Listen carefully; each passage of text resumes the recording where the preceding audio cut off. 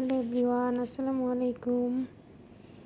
তো আপনারা দেখেই বুঝে গেছেন আজকে কী রেসিপি নিয়ে হাজির হয়েছি। আজকে বানাবো চিজ চিকেন পাস্তা। তো এটা ফুল ভিডিও দেওয়া আছে, দয়া করে সবাই ভিডিওটি স্কিপ না করে শেষ পর্যন্ত দেখবেন। তো পাস্তার জন্য আমি এখানে দুই ধরনের পাস্তা নিয়েছি, একটা হচ্ছে বড় পাস্তা আর একটা হচ্ছে ছোটো পাস্তা। তো এর জন্য আমার লাগছে মটরশুঁটি, চিংড়ি মাছ আর কিছু সসেজ কেটে নিয়েছি, আর এখানে চিকেন দিয়েছি। দেন হচ্ছে গ্রেট করা গাজর নিলাম, টমেটো পেস্ট করা, ওইটা অ্যাকচুয়ালি বরফ হয়ে আছে, আর তো পেঁয়াজ, রসুন, কাঁচামরিচ আর ধনেপাতা। এরপর একটা পাতিলে আমি পানি বসালাম, গরম করতে দিলাম, এখানে কিছু লবণ দিলাম আর তেল দিয়ে এই পানিটা খুব ভালোভাবে সেদ্ধ করে নিলাম। পানিটা এরকম ফুটে আসলে একদম ফুটন্ত টকবগে গরম পানিতে আমি পাস্তাগুলো দিয়ে দিচ্ছি একে একে। এই পাস্তাটা মেইনলি কানাডা থেকে পাঠিয়েছে একজন। তো এটা যেহেতু বাইরের পাস্তা, এটা সিদ্ধ হতে একটু টাইম নেয়। তো আমি একদম ঘড়ি ধরা 15 মিনিট পাস্তাটাকে সিদ্ধ করে নিয়েছি। তো এই তো পাস্তা সিদ্ধ হচ্ছে।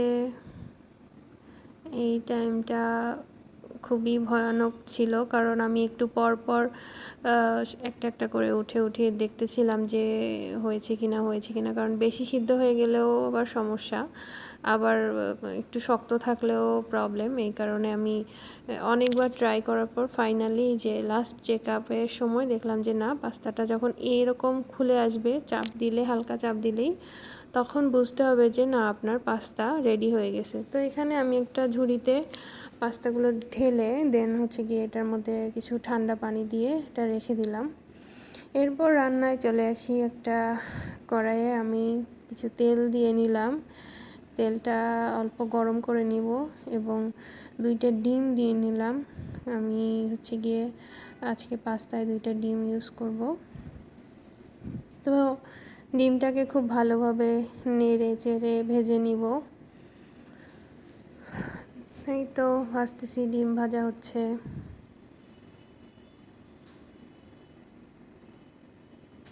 তো এর মধ্যে আমি কিছু লবণ অ্যাড করছি।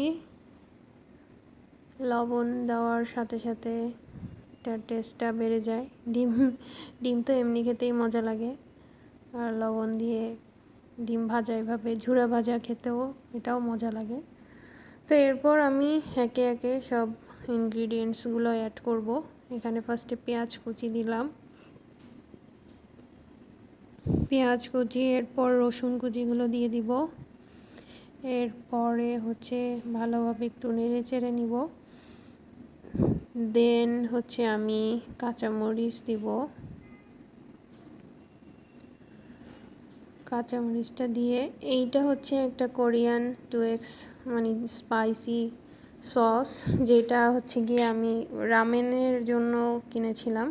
তো এইটা আমি মোটামুটি সব কিছুতেই ইউজ করি, কারণ যেহেতু আমি স্পাইসি লাভার, তো ঝাল না হইলে আমার ভালো লাগে না, এই জন্যই সসটা ইউজ করি।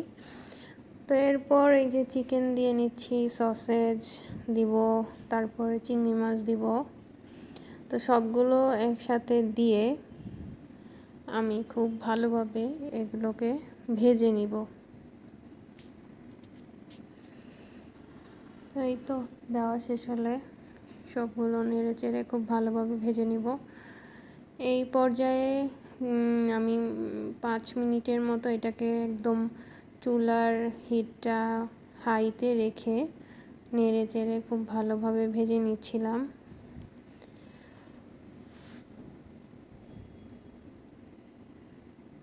তো মাংসটা যেহেতু এটা ব্রয়লার মুরগি, তো মাংস সিদ্ধ হতে বেশি টাইম লাগবে না, আর চিংড়ি মাছ তো তেলের মধ্যে দিলেই এমনিতেই তাড়াতাড়ি হয়ে যায়।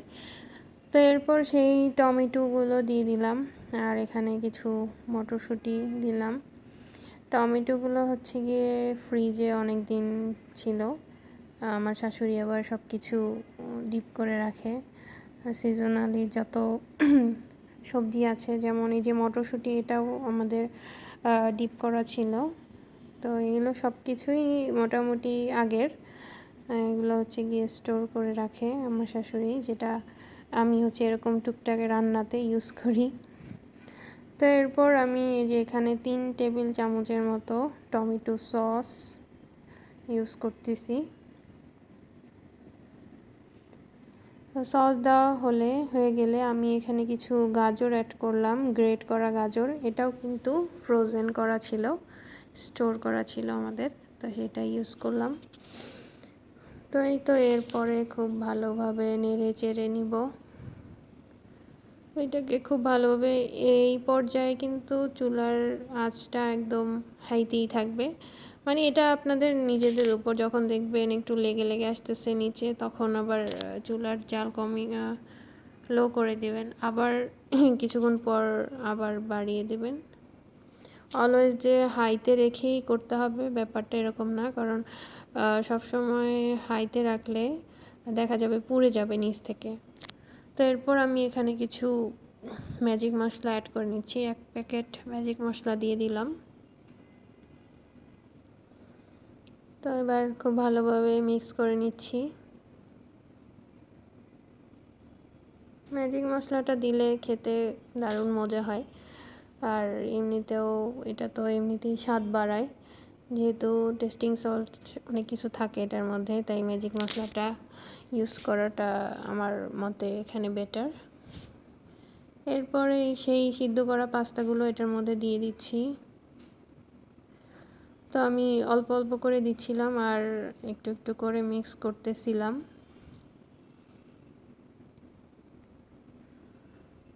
তো অনেকগুলো পাস্তা রান্না করেছি, যেহেতু আমাদের বাসায় মানুষজন মোটামুটি বেশি ছিল এখন, সেই অনুযায়ী 6 জন আমরা। তো 6 জনের জন্য আমি এখানে প্রায় 2 বাটি পাস্তা রান্না করেছি। 2 বাটি বলতে হচ্ছে, আপনারা তো ফার্স্টে দেখতেই পেয়েছেন স্টিলের ওরকম বাটির 2টা বাটি পাস্তা আমি মেক করেছি।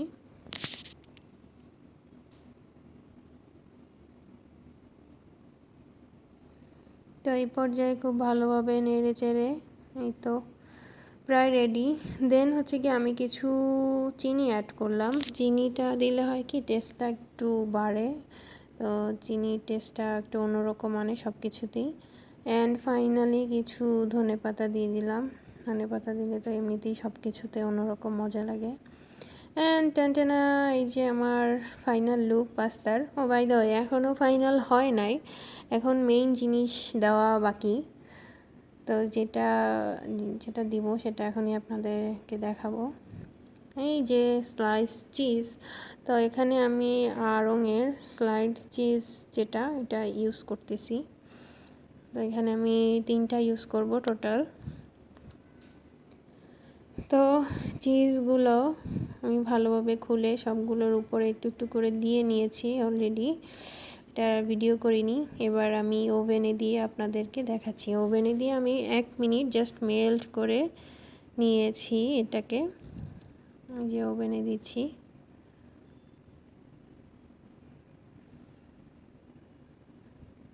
শুধু 1 মিনিট আমি ওভেনে মিডিয়াম হিটে এইটা হিট করে নিয়েছি। এই তো ডান, টাটা।